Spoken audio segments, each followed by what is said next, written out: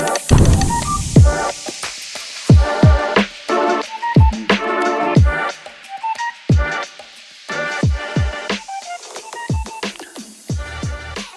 and welcome back to my tutorial series. This is a very exciting episode because we will be designing our very own first CATIA part. For this episode I have chosen this part. You can pause the screen and take a screenshot if you want to follow along with me. Because I will not be showing this in the future. Now, looking at this part, we can identify the major geometrical shapes. In this case, it looks like a cylinder. Well, more exactly, like two cylinders on top of each other. That is exactly where we need to start, with the base of the cylinder.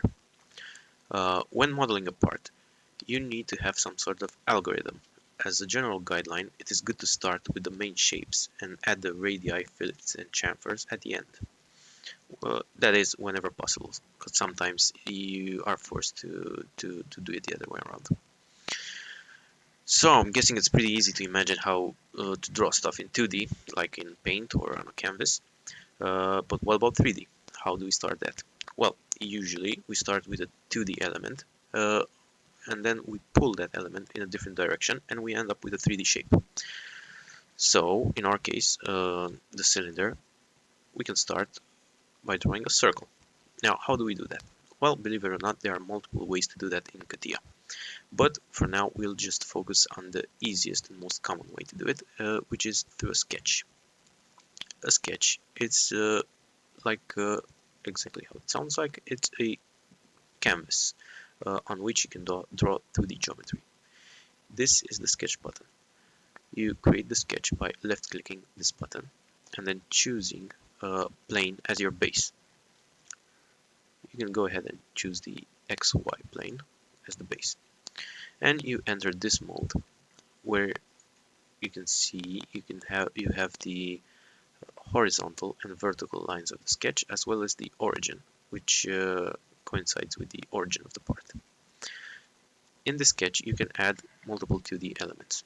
You can add points, you can add lines, you can add circles, you can add squares.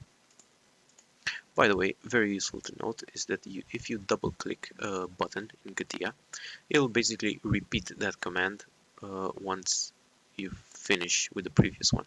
So if I double click the line, I will be able to draw lines indefinitely until I hit escape.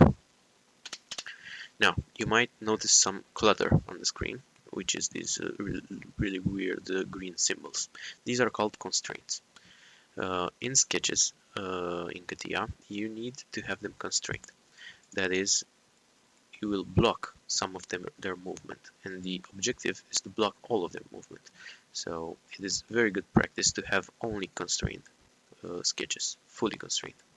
Otherwise, you will risk updating your part, and the sketch will just break, and you will not be able to work on the part. Okay, so how do we do that? Let's start by removing everything we don't need here. You can just select everything and hit delete, and that will delete it from the sketch. So we said we're going to do a circle. Fair enough. Let's do a circle. I am doing a circle, let's say here. By the way, you have noticed those little constraints popping up. That is because by default, CATIA will snap on to certain geometries and will actually automatically add constraints, like this one. See, it added a coincidence constraint between this line and the center of the sketch. That means this line will only be pointing towards the sketch. You can choose to not snap by holding shift while you do the geometry. So see, now I'm holding shift, it doesn't snap to anything. If I release shift, then it'll start to snap and add constraint. Good, so we've added our circle here. Now what do we want to do with it? Well, let's say we want it to be constrained to this center point here. You add the constraint by pressing this button, which is constraint.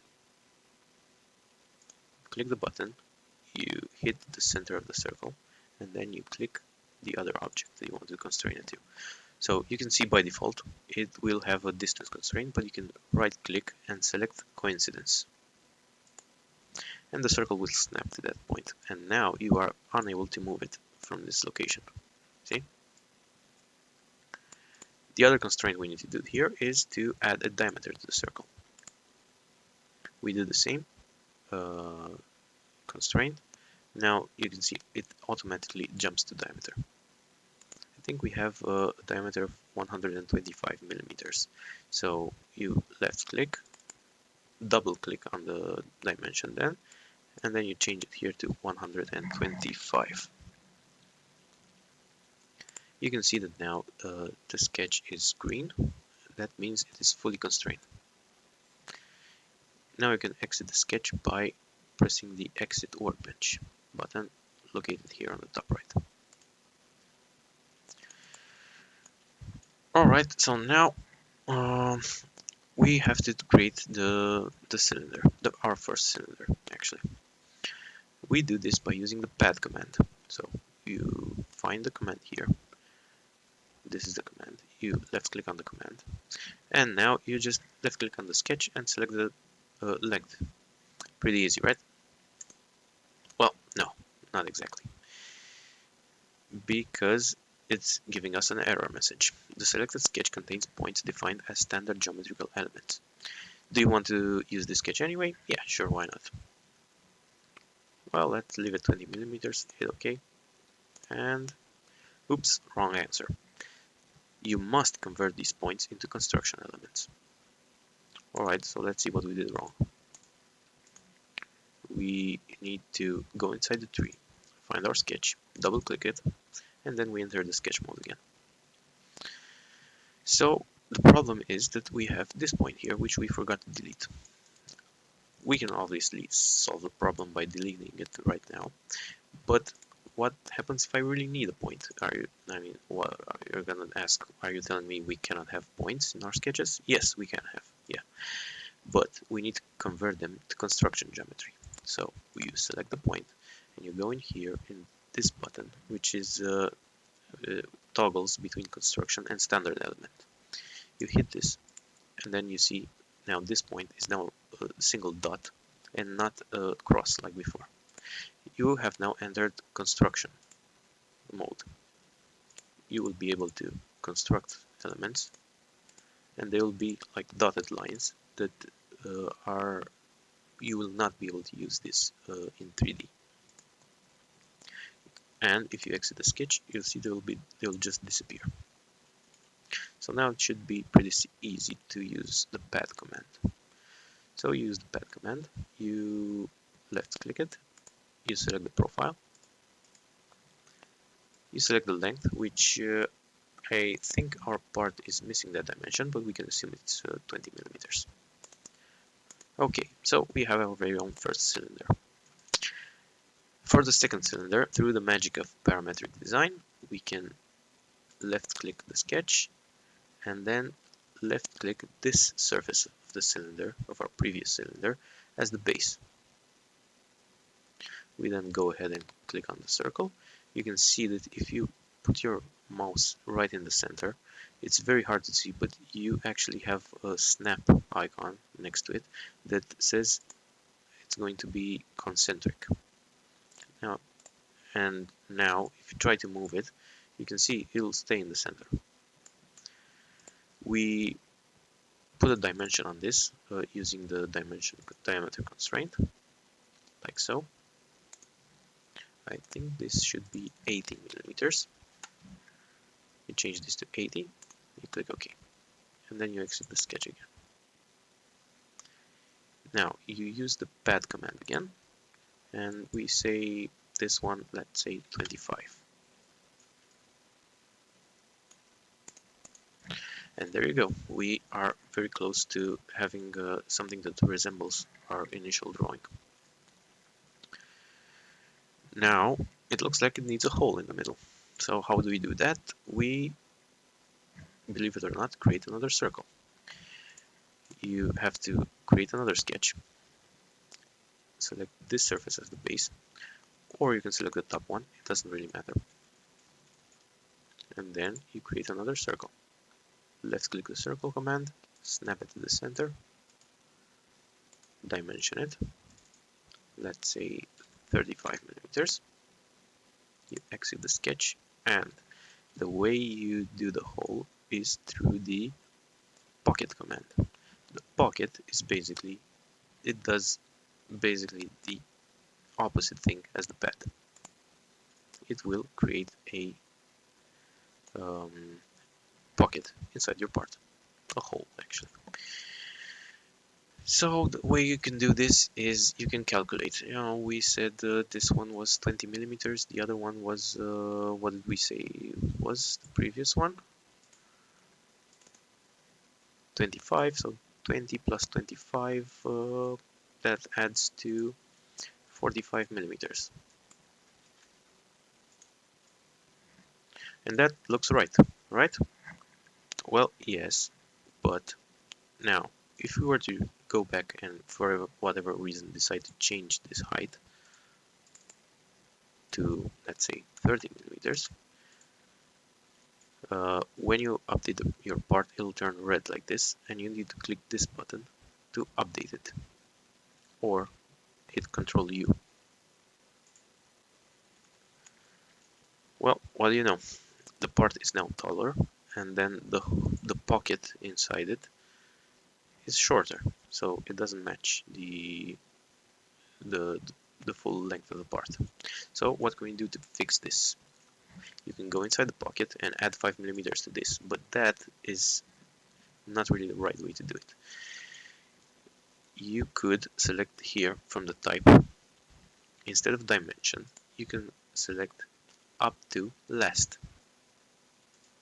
And this option here, you can see you will not have the dimension anymore. You'll just poke a hole straight through the part up until the end. It doesn't matter how tall it is. You can go back here and change this to 50 millimeters. Update the part. It'll still have a hole. But for now, let's change it to 25, like we had it initially. Good. Next step is the holes. So how do we draw the holes? Well, believe it or not, there is a command called hole. Very simple, right? But before we can use this command, we need to position it. So what we do is position a point inside the sketch on which our hole will be based on. So we create another sketch. We select this surface here, and then we put a point. You can just snap it to the vertical axis if you want, and then you put a constraint. This point needs to be a certain distance to the center point, and I think that distance is 52 millimeters. And make sure this is not a construction element, otherwise you won't be able to use it. Quick note, if you ever want to see the constraint in the tree, for example, these constraints can be hidden like this, and then you end up in a situation where you are not able to modify it. If you want to find it, you need to go into the sketch, and you can see the sketch has 3 nodes. One is the axis system, second one is the actual geometry inside, and the third one is the constraint. You have the coincidence constraint, which got put automatically there when you snapped the point, and you have the offset constraint, which is the dimension. You right click and you make it visible again. Alright, good. Now that we have our positioning point, we can use our hole command. You click on the hole. First you need to click on the point, the positioning sketch, and then you click on the surface you want to put your hole in. And you end up with this command. Here we can choose what type of hole it is. It is a blind hole, meaning it does not poke all the way through the part. If you choose up to last, you can have the hole poking through, but we will not be doing that. It's a blind hole. It is 10 millimeters in depth, and a diameter, it's supposed to be metric 8, but we can just go ahead and put 8 millimeter diameter for start. You can see here in the bottom, you can just change the direction if you want, if this is not suited for you. This is obviously the wrong direction. You do not want to have a hole in air. So we reverse it again. And here you can choose what kind of bottom it has. Right now it's flat, but you can choose like a V bottom.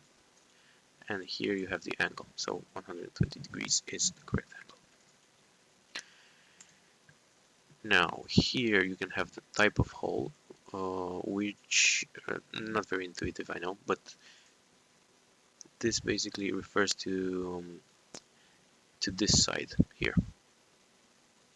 Our hole is supposed to be a countersunk hole, which is like this. It has a cone at start, and then it will start to be cylindrical.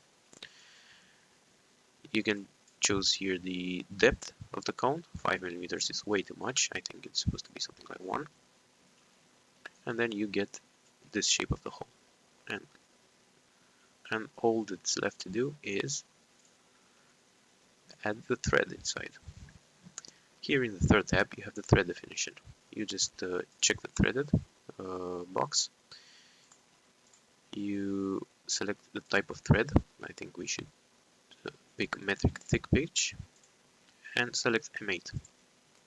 Sorry, M8. And we click OK, and we have our hole. The thread will not be visible in 3D. If you want a visible thread to actually see it, you will have to create that manually. Alright, now that we have our first hole, how do we add the other 5? You could use the hole command to add the other 5, but that would be just a waste of time, and nobody wants to do that. There is another command called pattern. Here, this little command here will pattern certain features. You can choose between rectangular pattern and circular pattern. Right now, for us, we need circle pattern. We left click the circle pattern. We have to choose a reference direction. In our case, is this axis, the Z axis. And then we select the instances, the number of holes that we want in total. So that's 6. This is not exactly what we want. We want it to be like a complete circle around. So we need to change this to a complete crown.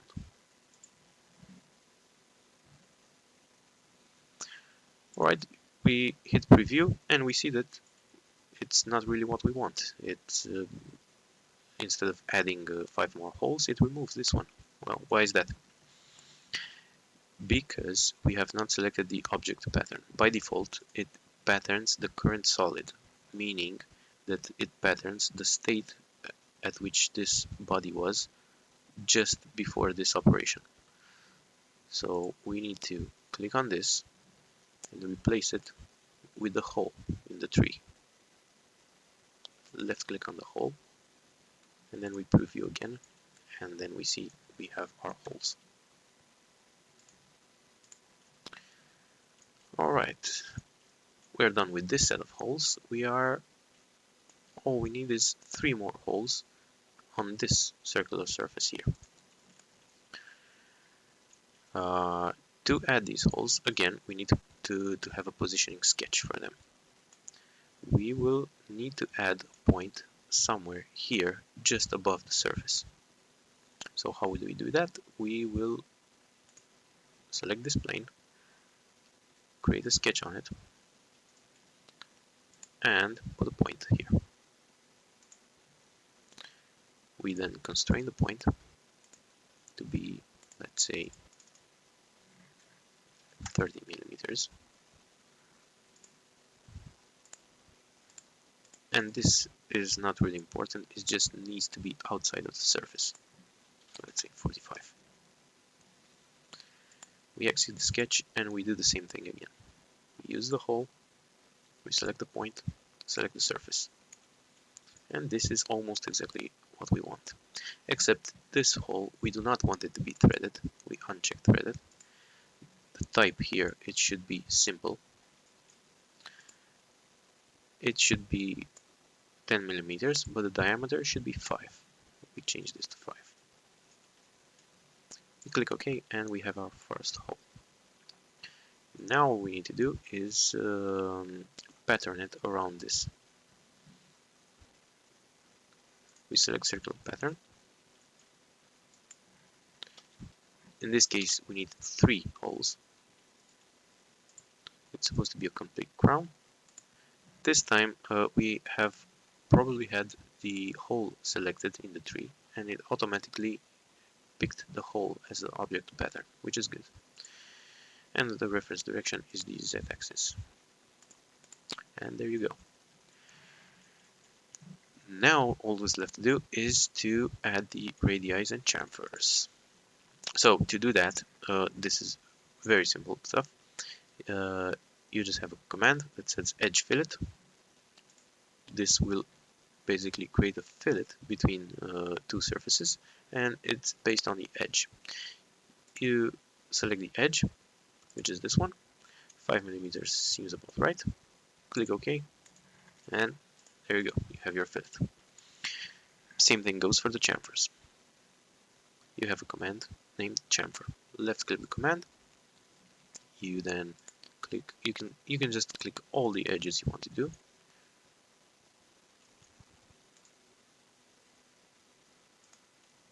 You need to be careful here because sometimes you end up clicking a face, and that can just mess up what you're trying to do.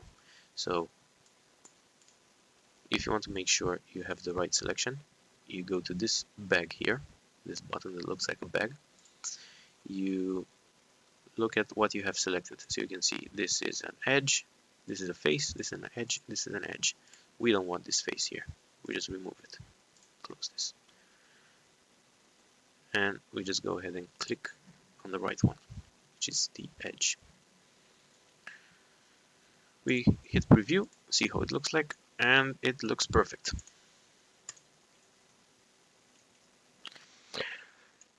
So now you can be really proud of yourself because you have created your very first CATIA part. So until next time, hope to see you again, and please like and subscribe if you want to see more content like this. It really helps us a lot. Thank you.